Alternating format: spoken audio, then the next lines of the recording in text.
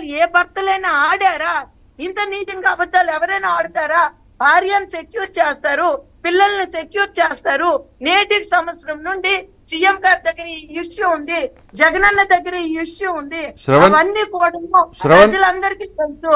ఆయన వచ్చేమో ఒక దీనిలాగా మేము ఆయన మీద కారం దాడి చేశాము, మేము వచ్చేమో చిన్న మా ఫాదర్ అంటే అసలు మా డాడీ ఎగ్నెస్ట్ చేశారు, చేయలేదంటే నేను నా కూతురికి అన్యాయం జరిగింది, నేను నా అల్లుడికి చేయను అని ఎప్పుడో చెప్పారు. మేమేం రోడ్డు మీదకి రాలేదు. మేము ఎలక్షన్ లో నేనే రోడ్డు మీదకి వస్తే 1,00,000 మెజారిటీతో ఓడిపోతారు.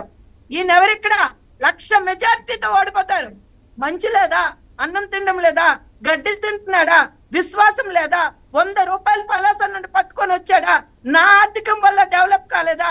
మనిషి భగవంతుడు అన్నాడు ఒకటి ఉన్నాడండి.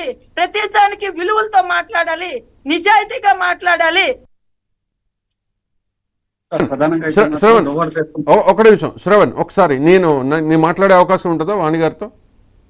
తప్పకుండా తప్పకుండా. రైట్, నాకు ఒకసారి ఓకే అండి.